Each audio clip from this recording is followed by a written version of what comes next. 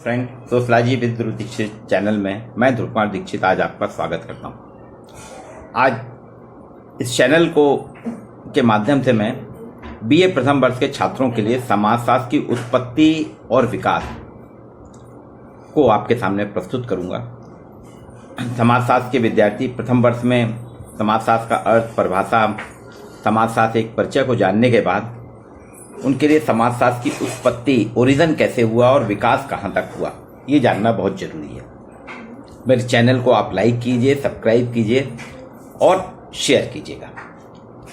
Channel का नाम है सोशलॉजी विद ध्रुव दीक्षित। आज आपके साथ समाजशास्त्र की उत्पत्ति और विकास पे जो मैं चर्चा कर रहा हूँ। समाजशास्त्र का अर्थ वास्तव में अभी तक हमने इसका जो अर्थ, परिभाषा की जो उत्पत्ति की चर्चा की है, उससे स्पष्ट होता है कि ये धीरे धीरे समाजशास्त्र विकास यात्रा की ओर बढ़ रहा है। इंग्लैंड में इसका औद्योगिक क्रांति के कारण इसका जन्म हुआ था, शुरुआत हुई थी। जन्म के बीजारोपण वास्तव में इंग्लैंड से ही हुआ था। जन्म तो इसका फ्रांस में हुआ था। तो समाजशास्त्र का जन्म इंग्लैंड में औद्योगिक क्रांति का परिणाम। समाजशास्त्र के उदय या उद्भव की परिस्थितियां सर्वप्रथम इंग्लैंड में तैयार हुई थी। इंग्लैंड की औद्योगिक क्रांति और उसके बाद फ्रांस की फ्रांसीसी क्रांति हुई। फ्रांस, यूरोप में उस वक्त बौद्धिक वर्ग बहुत चिंतित था। फ्रांस की क्रांति के कारण भी एक पुनर्जागरण हुआ, क्योंकि फ्रांस में जो पोप की सत्ता और राजा महाराजा और चर्च की सत्ता थी, उससे सब परेशान थे और उसके विरोध में फ्रांस की क्रांति हुई थी। हालांकि वो ज़्यादा सफल नहीं हुई, लेकिन औद्योगिक क्रांति और फ्रांस की क्रांति जो थी, इसके कारण जो वहाँ सामाजिक परिस्थितियाँ थी, उनके समाधान के लिए बुद्धिजीवियों ने सामाजिक संरचना के वैज्ञानिक अध्ययन की आवश्यकता महसूस की और उस पर जोर देने लगे। इसी समय सेंट साइमन ने सर्वप्रथम सामाजिक संरचना के अध्ययन के लिए सामाजिक शरीर विज्ञान शास्त्र की विषय का प्रस्ताव रखा, लेकिन वो उतना ज़्यादा चल नहीं सका, मान्य नहीं हो सका। सेंट साइमन के ही शिष्य थे इसिडोर अगस्त मेरी फ्रांसिस काम्टे, जिन्होंने पॉजिटिव फिलॉसफी नामक पुस्तक का प्रथम खंड 1834 में सोशल फिजिक्स की चर्चा के साथ प्रस्तुत किया। लेकिन सोशल फिजिक्स से सेंट साइमन और उसके बाद उनके से इसिडोर अगस्त मेरी फ्रांसिस काम्टे दोनों ही सहमत नहीं थे और काम्टे ने इसको बदलते हुए 1838 में सोशियोलॉजी शब्द रखा, जो इसी पहले मैं चर्चा कर चुका हूँ। लैटिन और ग्रीक भाषा के दो शब्दों को सोशियस और लॉजी को मिलाकर उन्होंने सोशियोलॉजी रखा, जिसका हिंदी अनुवाद होता है समाजशास्त्र, और 1838 से समाजशास्त्र प्रारंभ हुआ। तो ये इसकी उत्पत्ति है। एक पटना के प्रोफेसर हुए हैं समाजशास्त्र के, मुजतबा हुसैन, उनकी किताब है प्रारंभिक समाजशास्त्र। उन्होंने समाजशास्त्र के चरित्र की चर्चा करते हुए लिखा है कि समाजशास्त्र की उत्पत्ति पूंजीवाद और औद्योगिक समस्याओं से निपटने के लिए एक बौद्धिक उपकरण के रूप में हुई।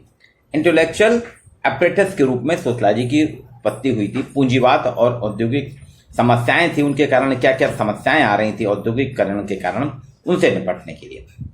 समाजशास्त्र के उदय की पृष्ठभूमि, जैसा कि मैंने पहले कहा, इंग्लैंड में हुई। इंग्लैंड, हॉलैंड से होते होते फ्रांस में इसका जन्म हुआ। हर्बर्ट मार्क्यूस कहते हैं, व्यापार की बढ़ोतरी ने सामाजिक दर्शन को बढ़ाया। जैसे जैसे व्यापार बढ़ता गया, आवागमन के साधन हुए, वैज्ञानिक खोजें होने लगी, तो समाज में सामाजिक दर्शन, सोशल फिजिक्स भी बढ़ने लगी। इससे समाजशास्त्र के उदय का बीजारोपण की परिस्थितियां जो हैं, समाजशास्त्र के बीजारोपण जो हुआ उदय का, वो इंग्लैंड में बनी और जन्म उसका फ्रांस में हुआ और पूरा का पूरा विकास अमेरिका में हुआ। हर्बर्ट स्पेंसर की प्रेरणा से ही समाजशास्त्र विषय अमेरिका में बहुत लोकप्रिय हुआ। यद्यपि हर्बर्ट स्पेंसर इंग्लैंड के थे, उन्होंने प्रिंसिपल ऑफ सोशलॉजी नामक किताब लिखी थी। समाजशास्त्री C.H. कूले तो कहते हैं, हर्बर्ट स्पेंसर की एक पुस्तक थी उनकी, स्टडी ऑफ सोशलॉजी, एक वर्ष में 4 लाख से अधिक प्रतियां अमेरिका में बिकी हैं। अब 4 लाख प्रतियां अगर उस समय 1870 के आसपास अगर बिक जाएं, आप सोच सकते हैं कितना विषय का इनक्रेज होगा, कितना पल्लवित होगा। अनौपचारिक रूप से संयुक्त राज्य अमेरिका में विलियम ग्राहम समनर, जो कि मानव शास्त्री थे, येल विश्वविद्यालय में 1872 से ही समाजशास्त्र विषय की चर्चा करते आ रहे हैं। और समनर ने सामाजिक दर्शन विभाग में एक शिक्षक थे, फिलॉसफी के प्रोफेसर होते थे, मानव शास्त्री अध्ययन करते थे, समाजशास्त्री अध्ययन भी करने लगे थे। उसी तरह कोलंबिया विश्वविद्यालय में F.H. गिडिंग्स और LF वॉर्ड भी अनौपचारिक रूप से समाजशास्त्र पढ़ा रहे थे।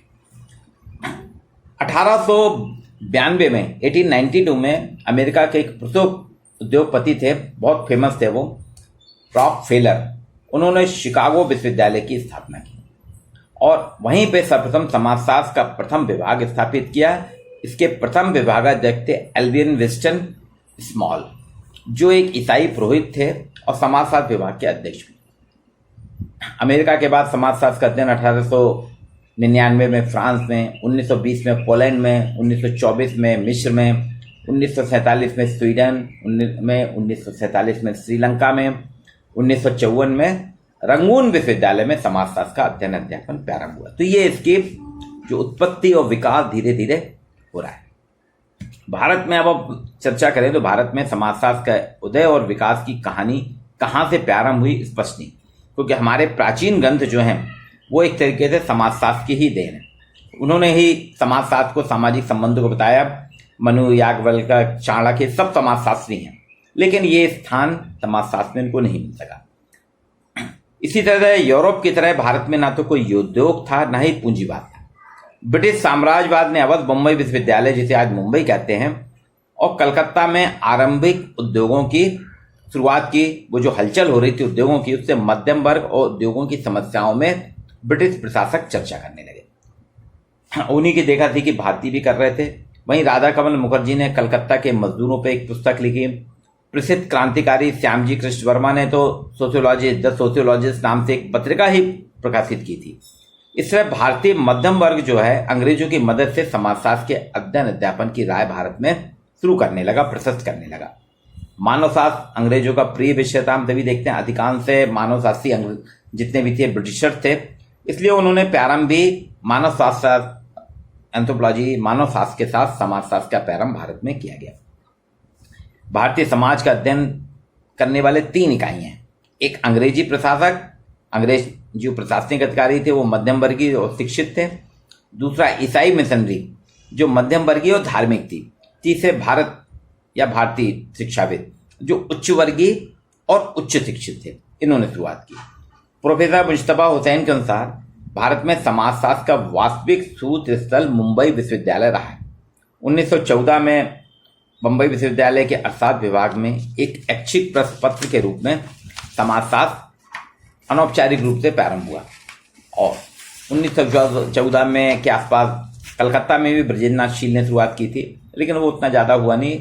और 1919 में पहली बार भारत में बम्बई विश्वविद्यालय में समाजशास्त्र और नागरिक शास्त्र का एक संयुक्त पीजी विभाग स्थापित किया गया।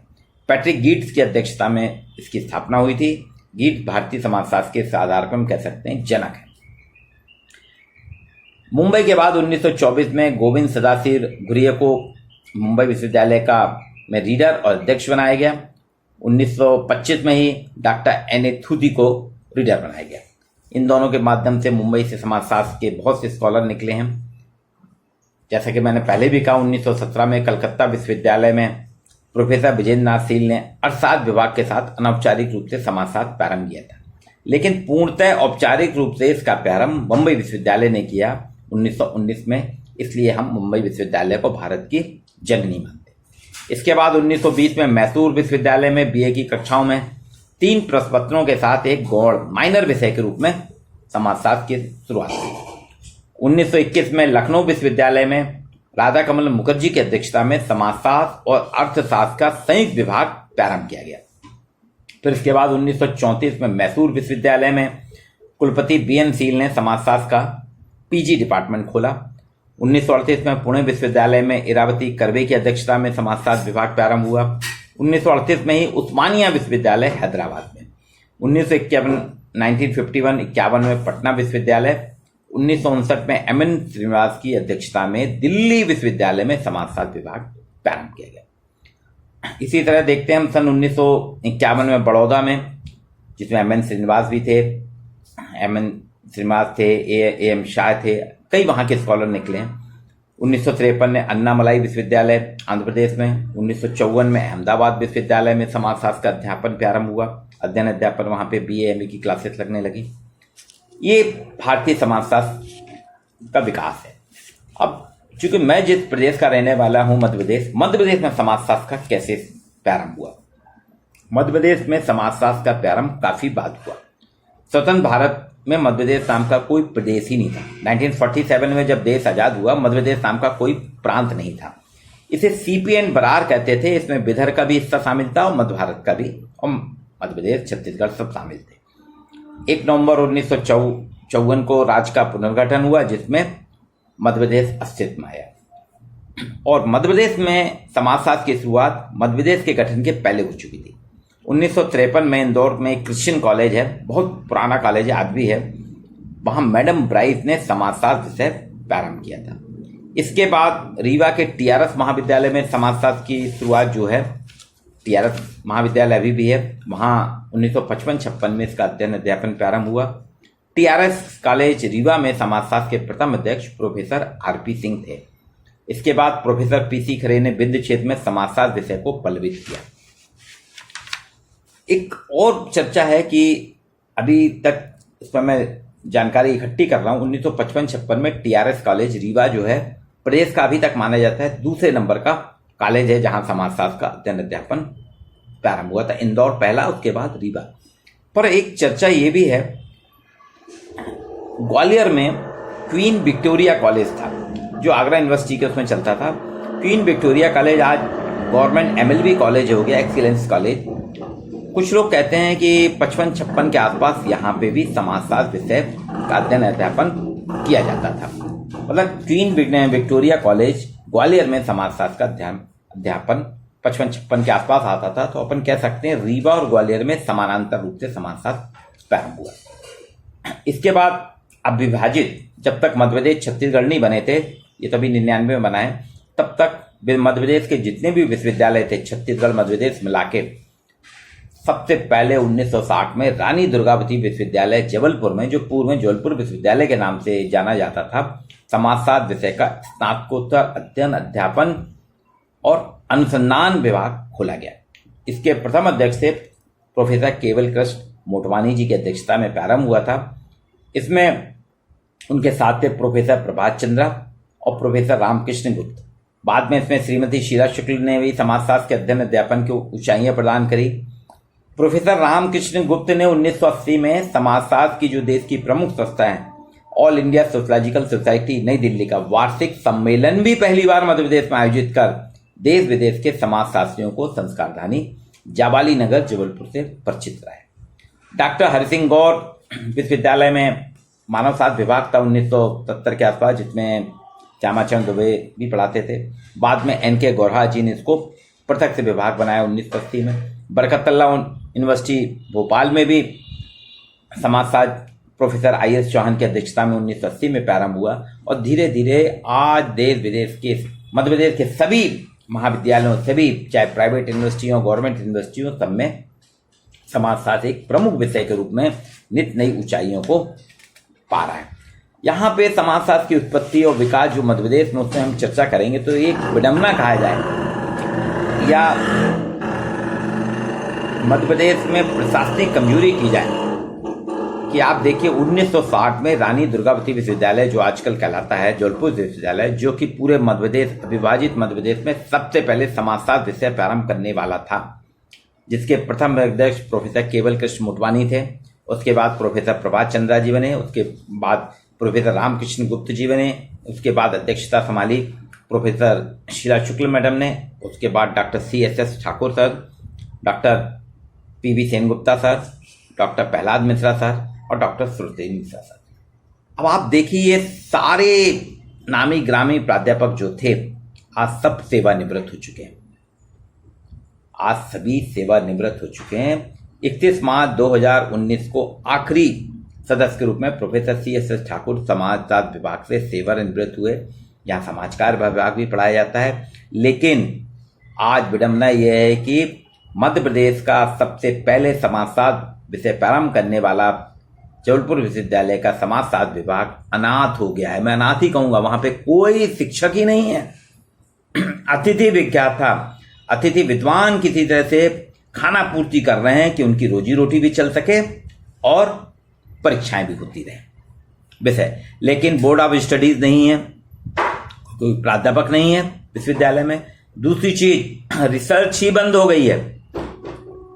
अभी जो प्रवेश परीक्षा होती है उसमें समाजशास्त्र विभाग को शामिल नहीं किया गया। क्यों? उनका कहना था रिसर्च सेंटर जो यूनिवर्सिटी होता था, जब वो रिसर्च सेंटर नहीं है तो कैसे होगा।